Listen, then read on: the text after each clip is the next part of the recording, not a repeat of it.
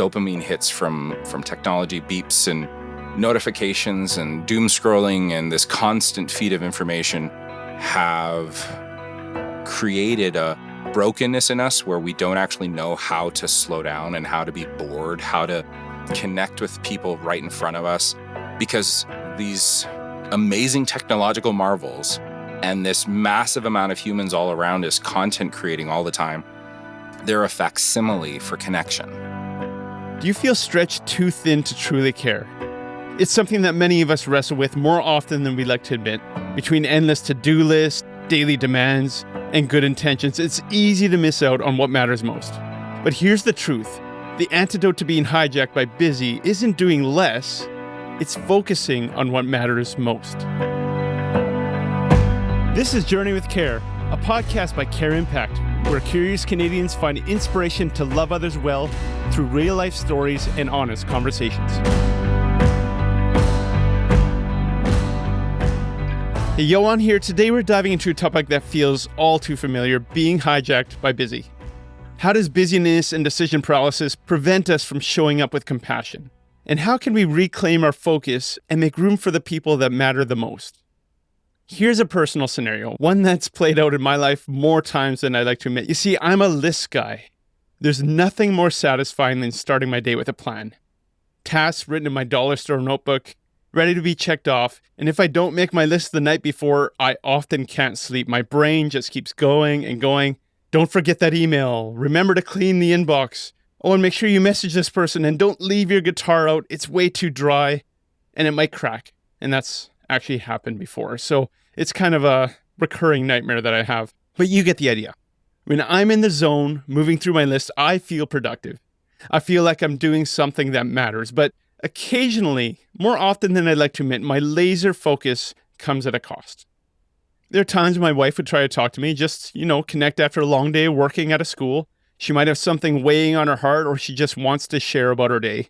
Just connect. But instead of leaning in, instead of asking how she's doing, I get stuck in my own head. I'll just sometimes nod and say, uh-huh. But I'm really just thinking about my next task, the next thing I can check off my list. Or worse, I'll be snappy at her because her timing just doesn't fit into my perfectly planned out day. But here's the thing. It's not because I don't want to be there for her. It's because I've allowed my focus to be hijacked by busyness. Moments like these remind me just how easy it is to let the urgent overshadow the important. And that's exactly what we're getting into today. How does busyness and decision paralysis block us from showing up with compassion? And more importantly, how can we reclaim our focus to make room for the people and moments that truly matter? Joining us is Zach Manntai, a returning guest who has a lot to bring to this conversation. But before I get into it, we just want to thank you for following along and sharing these conversations. The best way we can grow this podcast is through word of mouth. And hey, if you'd like to support the podcast, or if you want to sponsor an episode, head over to careimpact.ca/podcast. And I also want to invite you to join our Facebook group. It's called the CareImpact Podcast Hub. It's a place to continue this conversation beyond the podcast. Like-minded people, we're having polls, discussions around topics, announcements about upcoming meetups and events, and even opportunities for you to get involved in future episodes. So find it on CareImpact's Facebook page or use the direct link in the show notes. All right, our guest is Zach Manntai. Zach is the leader of For the City based in Calgary, an organization that drives community transformation through bold ideas and meaningful connections. He has a unique ability to cut through the noise and focus on what truly matters. Zach is here to help us explore how we can reclaim focus and overcome decision paralysis to show up with compassion. And with Zach joining me is my co-host, Wendi. Wendi, you want to start our conversation off here? Zach, I'm so excited to have this conversation with you and Johan, and we're going to be talking about busyness. And that's something that's near and dear. Like, we've all had scheduling issues and we have full lives. So this is a conversation we can all take to heart. So we're just so glad that you're in the rail. This is a conversation we can all relate to. I'm just curious to start us off. What is some habit or mindset shift that helps you stay focused on what matters most in a season of busy? I think the honest truth is that this is as much aspirational as it is directional, where it's like, I think I should be doing this. I want to be doing this. as it is something that I actually do. A big part of what I think does ground me, though, is my connection to the people and things in my direct vicinity, things that are going on in my neighborhood, things that are coming and going in my home, stuff that actually affects my family, and trying to think about how my actions and the time I spend in these things can be really impactful. One of the things that we can easily do in this world is just get overwhelmed with noise and all of this sense of not enough. And I think that if I sit back and I sit in a chair, I think I posted on the socials the other day, starting my morning with a cup of coffee and a book with my kids is a really grounding way. Now, I acknowledge that that's a privileged ability to be able to do that, but just being able to turn off some of my devices and sit in a space and be with them, it's really helped me remember what matters most. I find there seems to be a cultural glorification of busyness almost. And it's often at a cost. I know even for myself, like when I'm not feeling busy, I feel like I'm not doing anything of worth. And I know that's a me issue. I was just praying this morning with a group of people and we were talking about be still and know that I am God. And I'm like, how do I be still? I don't know how to do that. Wendi, you probably have a few of the same problems. How do you manage that? Well, I can so relate. And it's one thing people say, oh, you have to have balance in your schedule and have some quiet time and you can't do everything. Cognitively, you know what? Amen, sister. Amen, brother. I hear you. You can't clutter.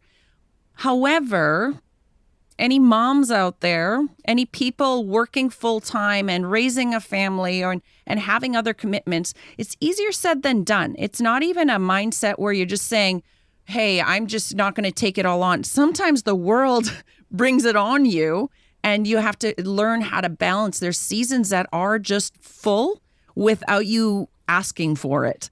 At least for myself as a parent and leading an organization with a team and things like that. So I think there needs to be a bit of compassion. Not to mention, I think different people have different tolerances of what busy should look like and what we can handle. But back to you, Zach, I'm just curious, what are some things that you are doing to combat that? I know you have a full life as well. What do you do when you have so much thrown at you? And how do you sift through that all? I think the biggest thing that I, again, as much aspirational as practitioner, is I have to say no to things. And I think one of the things that I learned a number of years ago was how many things I was saying yes to because I felt both personally that they mattered a lot. They were important. These were conversations or things that were going on in my community that truly were good things.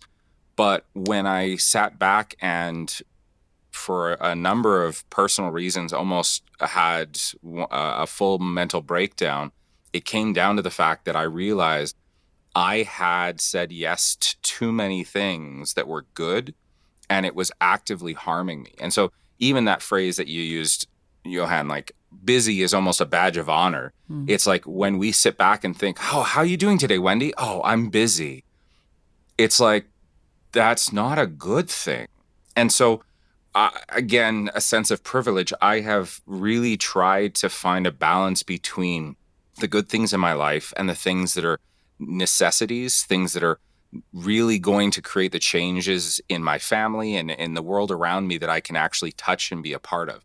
And that means that sometimes when I'm thinking about all of my schedules in my calendar, I'm putting things off for weeks or months that are capable of being done in that situation, because urgency is often something that gets in the way of actually walking out the stuff that we're talking about. I was at a gathering last night with a couple of other crazy Calgarians focusing on community building and how relationships are important.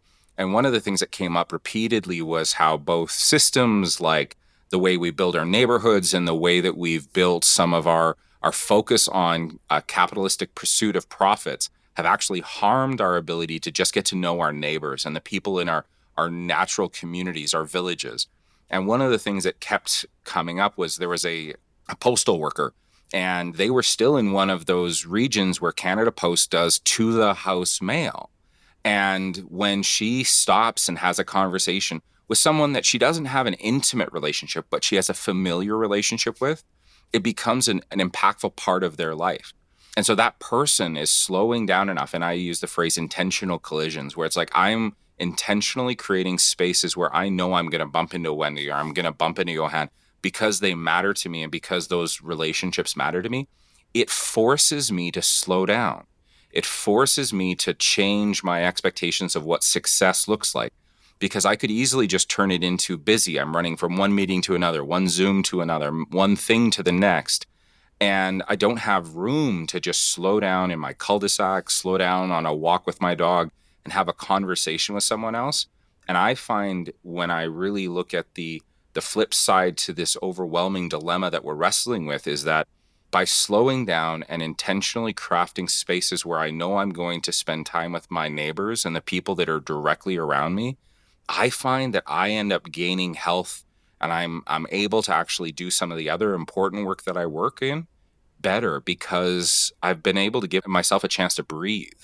That is so helpful because when we look at our day, we all have, no matter where we come from, what personality types, what economic status we have, what city we're in, we all have 24 hours. We all have 7 days a week. We all have permission to take Sabbath. In fact, encouragement to receive the Sabbath from the Lord, whether that's on a day or just incorporated. The Bible talks so much about rest and relationships.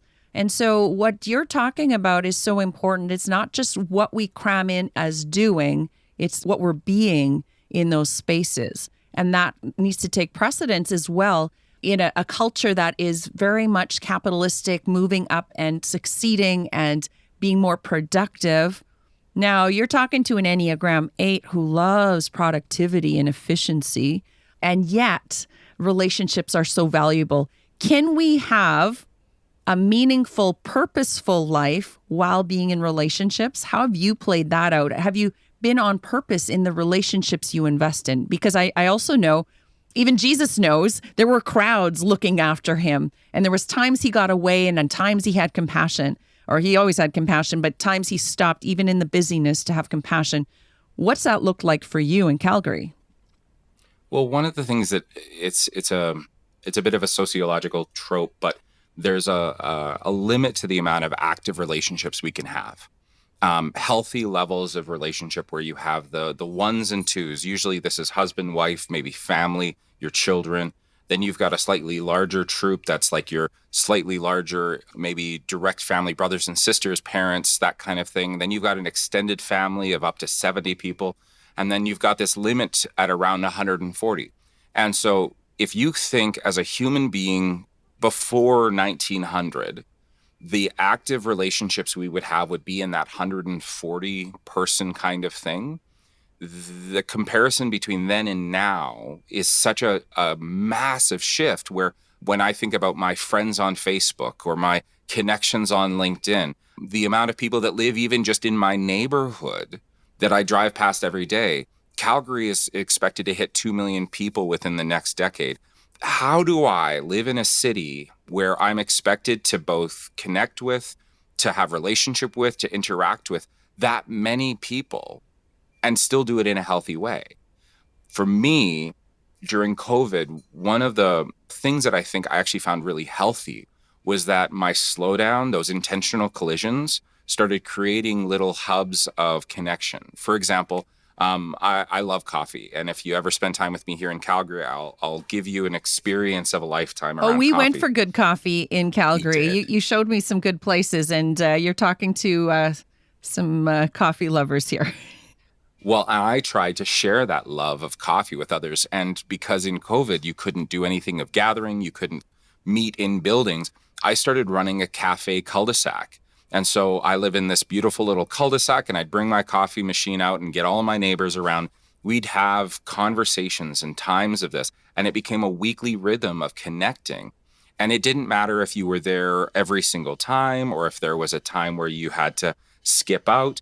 There was always knowledge that you were going to be able to come back and loop back in. And so by having these kind of rhythms created, there was a beauty in connecting with these people on the mundane, on the less beautiful, exciting parts of life, not the Instagram, not the TikTok reels. These are the kinds of things where it's like, hey, how was your day? It was boring. I did some paperwork. I cut the lawn. Well, that's awesome. Let's drink a coffee and spend time together. Those were some of the most beautiful times of just creating space and holding it for my community members that for me, I've tried really hard to keep that going. There's a phrase that Byung-Chul Han uses in a book called The Burnout Society. It's called self-exploitation, where I do this to myself. I like take advantage of myself. I try and take these little crazy ideas and I scale them. And sometimes the biggest problem is that when I try and scale my little cul-de-sac cafe and start running a cafe for like 5,000 people, guess what? I can't do that. And so I have to remember that even when I do see something good, by pouring fuel onto it, by trying to go to this extreme, I'm actually exploding myself and harming myself, leading to things like burnout and that pressure to achieve and a constant need for productivity are symptoms of that sense of this isn't enough. But if I can say, just sitting here with you, having a conversation with a friend, and having to accomplish nothing apart from relationship, going back to what you said, Johan, that sense of just being, this is truly an identity thing. And it's a sense of I am enough as I am. God created me as a beautiful, loved being. That's enough. I don't have to accomplish. There's a beautiful language around like the Enneagram, and I'm an Enneagram 2. And one of the things about the helper is that we often see our identity as only being good and useful when I serve someone else. When I empty myself out, only then do I actually have value. And one of the things that God has been trying to teach me over my entire life, and I'm still learning this, is that I can never earn their love more. I can never find more value in their eyes than I did when I was born, when I had nothing and I could give nothing and I needed everything. In that moment, I had all of the love of God that they would ever show to me in that moment. Yeah, I think that's really valuable out of a sense of being, and tied with that, our belovedness of being enough because we are created in God's image, out of our belovedness, out of our being, getting curious of who I am, not in a self-glorifying way, but being curious about how God created us. You sharing about your inner motivations on an Enneagram, or there's a variety of ways of finding out who we are, I think is a great starting point, because out of that we can see the shadow sides, we can see the ways that God has created us to be with others, that you don't have to be a certain way and say, oh, we have to scale our schedules down like this because that's the glorified way. But out of you being, Zach, other people are getting the authentic you. And I love what you're saying. It's more about the quality and the intentionality of our connections than dropping all things and not doing the initiatives that you're doing. You're still doing things, but that's not necessarily your identity. It's coming out of who you are. And I think that's beautiful when we can actively still do stuff out of a deep sense of who we are. Yeah, and this is just me and my one person's perspective. The three of us are very different humans. And the strengths and the skill sets that we have, therefore, have a chance to be expressed in different ways. Me doing hyper-local, individual relationship stuff with my neighbors doesn't stop me from being involved in politics, involved in government work, involved in systems change. It just means that when I do choose to go into those spaces, they have to still let me do the smaller things where I actually think getting to know my kids and spending time with them is just as important as anything I might do that would touch all Albertans. And I think that that's a wrestling act that sometimes we have when we think about this think bigger, start local kind of thing. We have to hold them in tension. Mm-hmm. I've worked in weird roles. If you ever look at my CV, you'll chuckle because I've done everything from work as a behavioral specialist in a psych hospital to being a paramedic firefighter to working in government relations and public policy. I have touched everything from someone has a car accident. I'm there with them in that one And I've written policy that has affected all the 4.5 million Albertans. And I have that weird thing where it's like, where am I going to put my time? Where am I going to allow myself to be this? And it isn't an or thing. It can be and, but if we let the and become such a thing that we overwhelm ourselves because of that expectation of, I have to be Zach or I have to be Wendi, it's harmful to us. So lean into your strengths, lean into the things that you're good at. And I think that in that moment, figuring out what matters most, both to you and to the people around you, is an exploration. Yeah. And today we're talking about being hijacked by busy, and the detriment we're talking about to our relationships is that it can eat away, it can steal away our compassion, that relational compassion for the other, and even for ourselves. Because we get on this hamster wheel and we just go. And before you know it, I don't think anybody chooses to go on a hamster wheel, but all of a sudden the speed intensifies. And what I've noticed is that then relationships and those closest to me, they can suffer. I can suffer in self-kindness. Can you tell me about what that looks like for you and how you've been able to maintain or pursue compassion for people while your proposals intensify, while your negotiations intensify, while your family life, just the natural day-to-day things intensify? How have you gotten off that hamster wheel? Well, there's been the worst side of things. A number of years ago, I had some significant health concerns. I had just welcomed our third child into the world. I was working a full-time managerial role with a provincial nonprofit. I was on the board of 3 nonprofits, plus serving in our local church, and then trying to help build into my community. So you're basically a subject expert on this episode. For crying out loud, honestly. And then we had a major family emergency that stopped my life. And this is where that mental break mixed with physical exhaustion, mixed with relational just shuddering happened. And in that moment, I had, for better or for worse, a decision I had to make. I had to decide, am I going to allow for me to breathe? Am I going to allow for my family to have me back? Or am I going to keep pouring myself out into the world? And I had the physical limitations actually force me to make that decision. And so I never would recommend burnout or a complete mental, physical fall apart to anyone. But that was what happened to me once. And from that, the sense of, I am going to make different decisions. I'm going to learn how to say no so that my family and those that are dearest to me do not lose me or suffer. My wife jokingly, but not jokingly, says on my tombstone, it'll say something akin to, if not me, then whom? And there is a truth behind that says Zach is known for being the one that you call upon and will always be there for you. I will pour out myself for you. And yet, when he's done that to a point of death, what good is he? And so if that's a shift that I have over the last number of years, the real answer is learning to say no and to say busy is not healthy. Busy is not where I want to be. That self-exploitation cannot continue.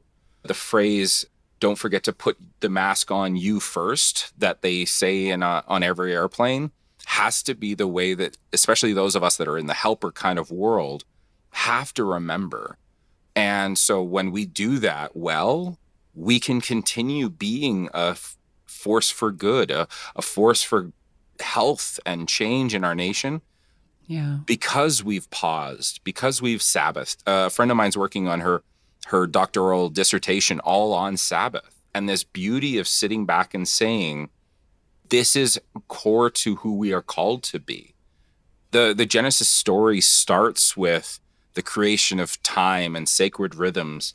And one of those sacred rhythms is Sabbath. And so saying, no, I'm not going to do that good thing that I encourage you to continue chasing after. Good on you.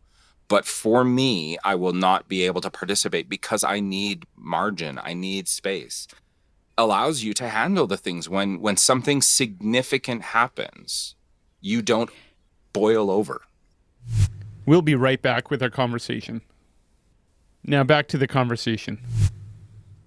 So how have you determined what you say no to? Me being a list guy, I like my formulas. Kind of what's your process, what goes through your head, where you find that balance between meaningful and busyness? So sometimes it's literal, I don't have room in my calendar. That is probably the first thing that I'll say. It's like yesterday, like literally right now, somebody invited me to an event that they felt that my voice and my lived experience and the things that I'm good at would bring value to this conversation. And they were like, hey, Zach, could you be here tomorrow? And do you know what my answer was? No. Thank you. I appreciate that. It sounds like a really good thing to be a part of. And I appreciate your invitation and thinking of me. I can't participate. I'm sorry. I don't have capacity right now. Another thing is by actually putting in my calendar. A lot of new technologies are coming out that help trying to actually help us be more busy. I'm using them to help me be less busy. I'm saying these are blocks in my calendar. If you want to have a meeting with me, if you want to set up a consultation, if you want my expertise in a professional way, here's my availability. If that doesn't work for you, I'm sorry, I can't help you. And by doing that, again, there's a part of this that's privilege where it's like, I'm not working a blue collar job. I'm not at a job 9 to 5, Monday to Friday, working my butt off and then having to come home and take my kids to soccer or hockey and be involved with church and. I'm actually saying in practice, I have had the privilege of being able to say, no, I don't need you to show my identity as valued. And therefore I can say no to you without having to feel like that. So that's the first one, like literal time management. There's a gentleman by the name of Sean Blanc. He's a great guy. He's done a lot of work on focus. And one of the things that he really pushes for is deep work in an economy where our skill sets sitting at a computer are just as valuable as the ones at the guy at the garage. We have a different requirement set upon us. And so like I have the ability to say my emotional and mental energy exerted means I'm exhausted at the end of this piece and I'm going to take time. I'm going to Sabbath in my rhythms. I'm going to do that. And so that's the first piece. The second one is actually a lot more nebulous. So I'm sorry, there's no easy list answer. It's who are the people that I'm wanting to invest in most and how does this affect them? So for me in my neighborhood, we're working on a youth mental health and addictions project called Planet Youth. It's a collective action coming together, everybody putting their skill set into a project. And as a father of teenagers and as someone who thinks about these kinds of things as important, because it's directly connected to my children and their future and their livelihood and their friends in my neighborhood, I'm involved in that. And so I'm helping lead this community action team. And so I've chosen to do that. But there's also food insecurity and new Canadians that are coming into our neighborhood and so I had to start saying no to things that were tangential to my family because my family was the beginnings of how I build community. So does it affect the people that matter most to me? And then if I have time, what else? Okay, so my neighborhood, my community association, those are things that in my personal life I give time to, but I had to have capacity first. And then it had to factor into who does this touch most. Now, for some people, that might be a people group. Maybe it's not my immediate family that I'm thinking about. Maybe it's a faith community. Maybe it's a cultural group or an ethnic group that is focusing all of my energies towards that kind of thing. You just have to decide that people group that matters most to you and where you're going to put your time and energy, and then look for opportunities to be a blessing into those spaces. And so to me, those are the two questions. Do I have capacity? And then who am I wanting to best serve? Yeah. And to counter that, the question that raises in my mind is that when there is a person at the street corner that is hungry, when there's a youth aging out, when there's a family in crisis that doesn't fit my schedule, when there's a young adult that needs a home, that doesn't fit my schedule, that interrupts what my rhythm and my priorities are, then what? Because one of the things that I'm facing, and I hear what you're saying, and I agree with that, but then there's also the other realities that we're seeing so many needs that we have the privilege to say no to, that other people don't have the privilege of their circumstances. And so when does the circumstances in that community mindset rather than individual mindset, when does that break in and take precedence, even when it interrupts our schedule, even when it interrupts what churches would say, oh, we have programs, we don't have time for these things within our community. Not that churches should say yes to everything, but countless times people said, that's really nice, but I can't because we have so many programs. Can we talk to that tension of those who have privilege to say no to, and myself included, to those interruptions, those invitations that are begging a response from somebody in crisis? I think the question in some ways is really about that first one. Do I have capacity? And if the answer is no, why is that? What have I said yes to that might actually be harmful to my ability to do that?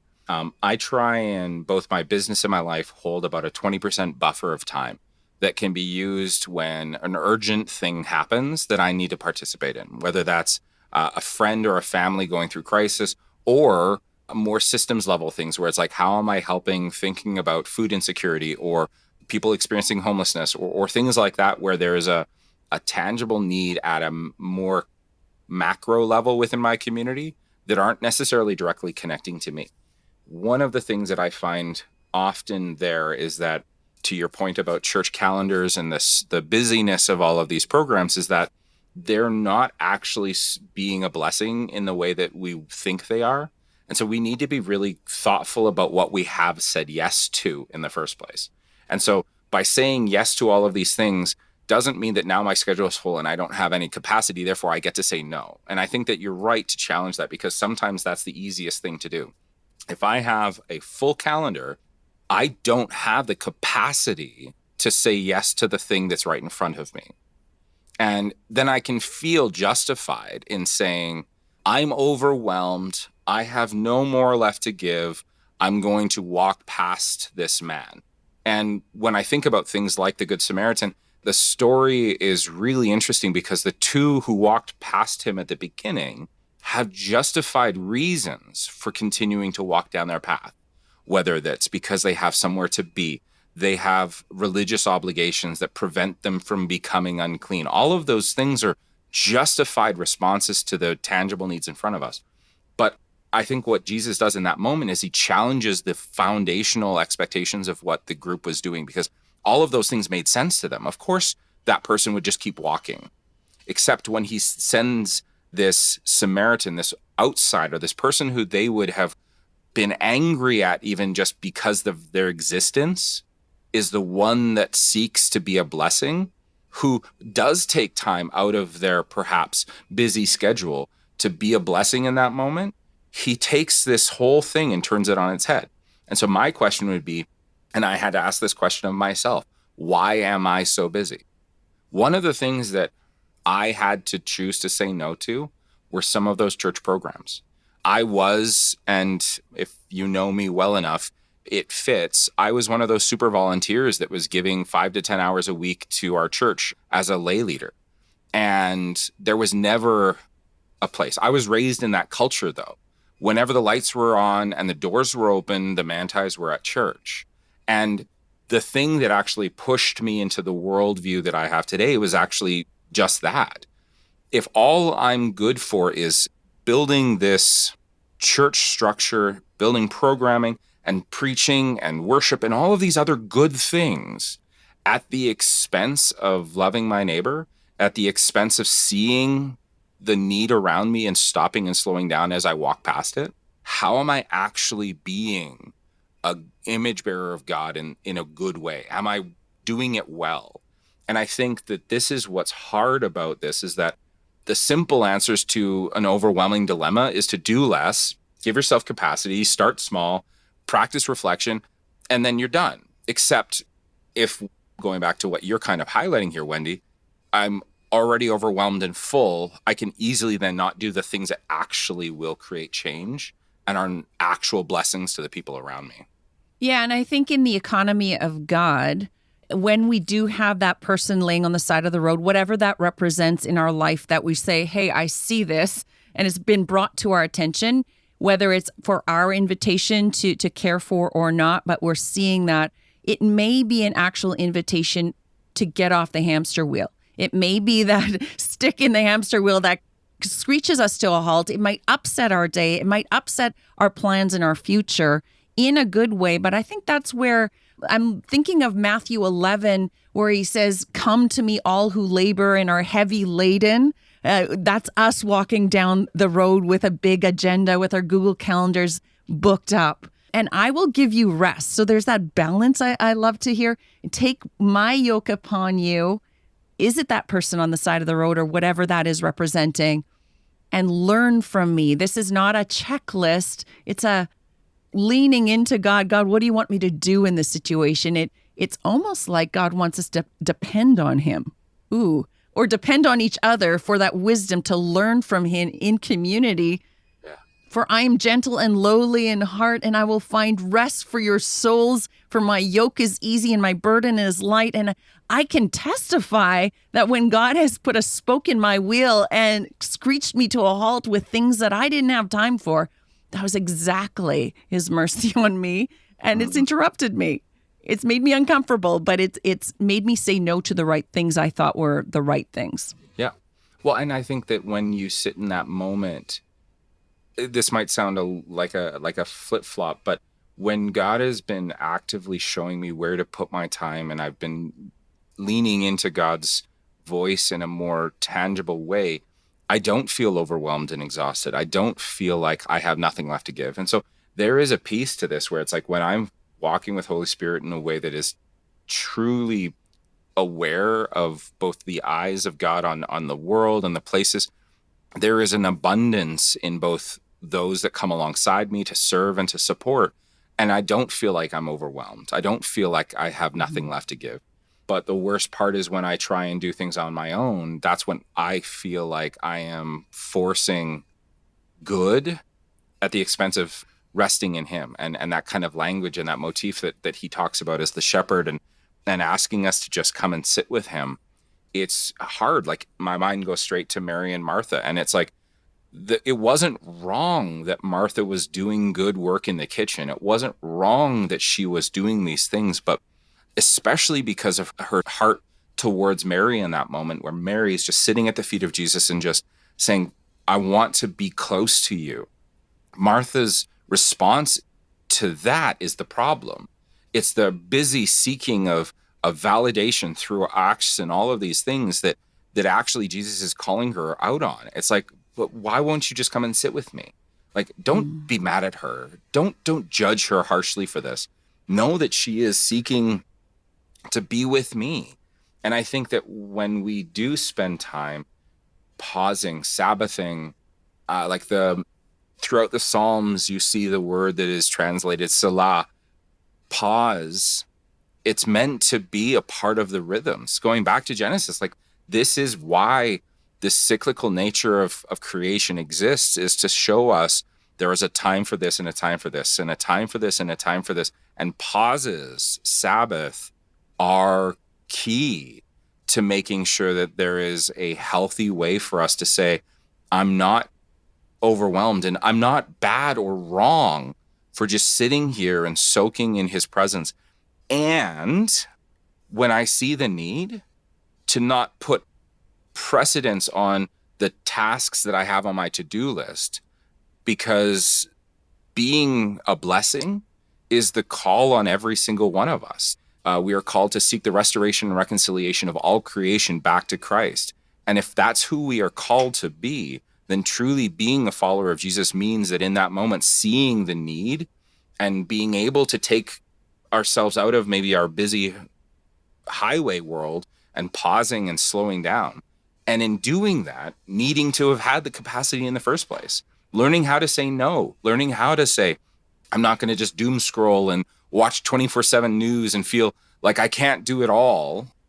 But sitting back, a good friend of mine and I were gluttons for punishment in this world. Again, I'm not speaking out of a sense of arrivedness. I'm reminded of Paul, like, it's not like I've figured this all out. I'm still in this race with you, but that when I am healthy, you'll more likely see me reading fiction.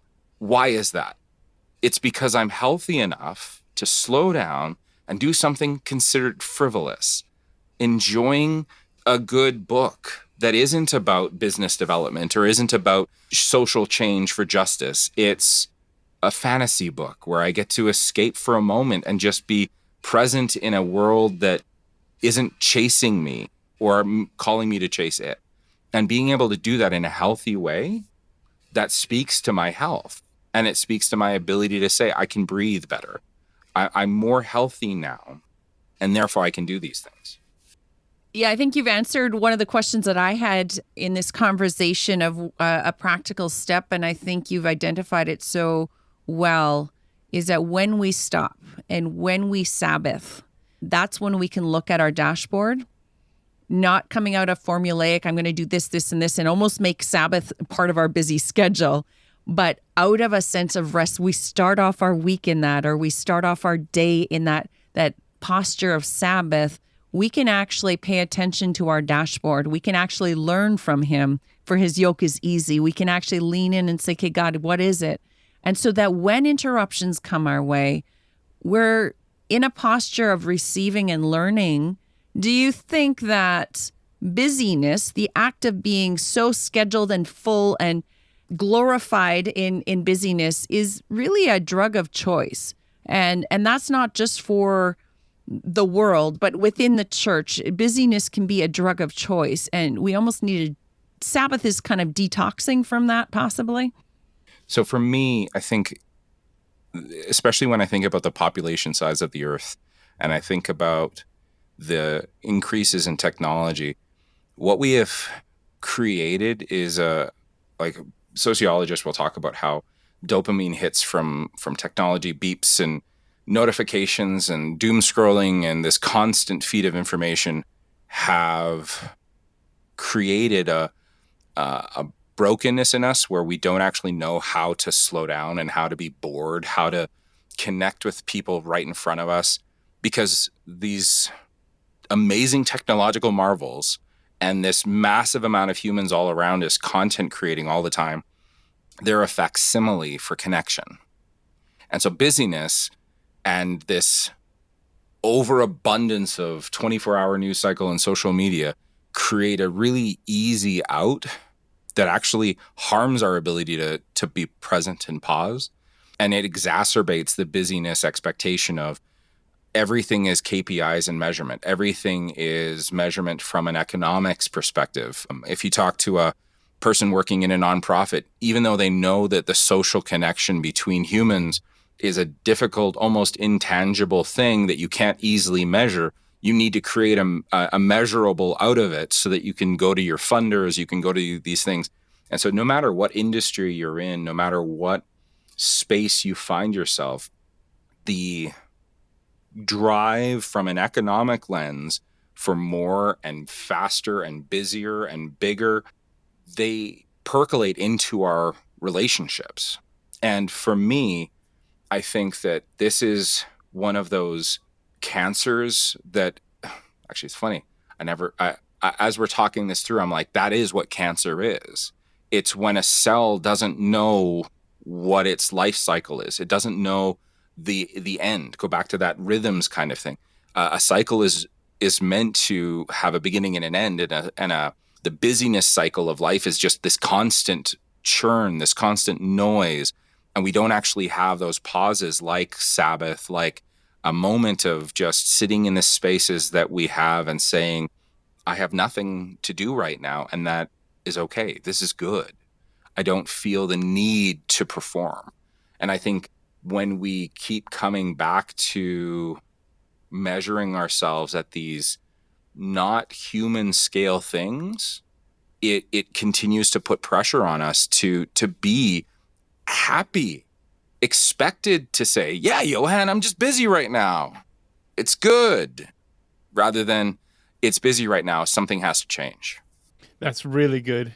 I know there's a ton of things for me to chew on, and we can get into this a lot more. And we're actually going to have you on again in this series a few more times. But we need to wrap it up here. Do you have one thing our listeners can walk away with today that they can implement into their week to be less busy? So the problem is giving them a task to make them less busy is kind of counterproductive. But I would actually recommend something as simple as walking around your neighborhood, your village, without your phone, and doing it intentionally looking and listening. There's a practice in the urban development space called a Jane's Walk. And so one of the things that we did for the Our City Calgary conference last year in my station was we went for effectively a Jane's Walk in my neighborhood, but through a more spiritual lens. You may be familiar with the practice of Lectio Divina. It's a sense of sitting and listening to a passage of scripture being read, and you listened for both what God is calling you to hear, what do you see, and what do you feel called to do out of it. And we were calling the people who were walking with me to do the same for the neighborhood that they were in. And so one of the things that I think grounds us is the people and place that we live in. And so whether that's your work, maybe that's where you feel called to, whether it's your neighborhood, your physical home, whether it's some other people group, I would say go for a walk there without distractions and just listen to the stories, listen to the words, listen to the sounds, and do it in a way that is a pause. It's a selah. It's a break in your morning, in your day, in your evening. Go for a walk without distractions and just listen. And I think that that's a good practice to have, because that's when I started seeing and hearing things in my neighborhood that actually called my attention to maybe this is where I should be putting some more of my time, which meant that I had to take it away from somewhere else. That's great. And Wendi and I are actually going to unpack a lot of what you said today. Next episode, we're doing every other episode. We're calling it Second Thoughts, where we get to actually digest some of the stuff that we're hearing from our guests rather than going on to the next guest. We really want to put this stuff into practice. So I know, Wendi, you're going on a bit of a vacation, so you'll have time to practice. I'm doing the homework here, guys. Yeah. I'm not the expert at not being busy, but I'm going on holidays tomorrow, and I'm looking forward to our next episode. I'm going to tell you what it means to pause, get off the rat race, and actually take in some of the stuff that we've been talking about, doing it, and looking forward to continuing this conversation in next Friday. So thank you so much for joining us, Zach. My pleasure, guys. And I think this is important for all of us. Like you said, Wendi, we're all in this together. We each have our own cross to bear, so to speak. And we have to learn from each other about ways that we can step out of the busy and try and hold space for where God is actually calling us to be and who we are. Appreciate you, bro. So this is the time in the show where we do our segment called Care Lingo. All right, the first of our Care Lingo segment, where we take the mystery out of some insider language you might hear from us or other people in caring communities. And our phrase today is compassion fatigue. Now, before we give the real definition, Johan, I'm just wondering if we could play some balderdash here a little. And if you were to hear the word compassion fatigue for the first time, what might you think it means? I got to think about that. And you mentioned balderdash. I just played with my youngest daughter this weekend, and she absolutely kicked my butt. So she might be the better person to have on to do this. I don't know, the apple doesn't fall far from the tree. Well, it might be fun to have more people on this segment anyway. You know, once we get some momentum going and we get those words out there on the Facebook Care Impact podcast group. Yes. You know, some other people getting involved. Maybe there's words they don't understand that we talk about, which I'm sure is a common occurrence. And we've got oodles and oodles of Christianese words. Oh my goodness, do we have balderdash to play? Yes. My goodness, we start talking weird, don't we? And I'd like to hear what people's definitions are what they think they might be. Anyway, compassion fatigue. We're getting back to the word, right? Yes. I would say, as someone hearing the term for the first time, it's what happens when you spend too much time in a room full of empathetic people who just won't stop talking about their feelings. Ew. You know, you start to feel drained, and every time someone says, "How does that make you feel?" you just want to crawl into a hole and die. It's the emotional equivalent to too much small talk at a dinner party where I just want to scream, "I'm fine," but no one's listening. That might be what I'm thinking, maybe. That scenario may or may not be something that is a fingernail chalkboard moment for someone similar to me, not me, but someone similar to me. What would you say is the real definition? Well, your definition makes me fatigued already because I'm with you. I'm like, oh, too much feelings. Let's get into action. I do like feelings, but where are we going?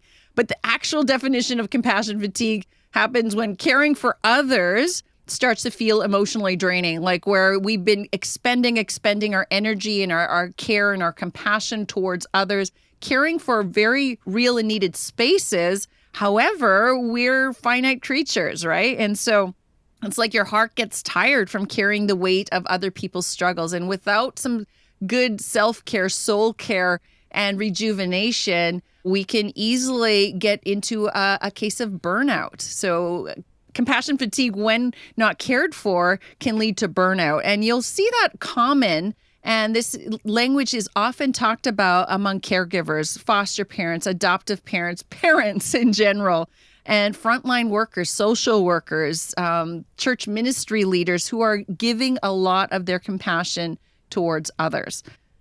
Does that make sense?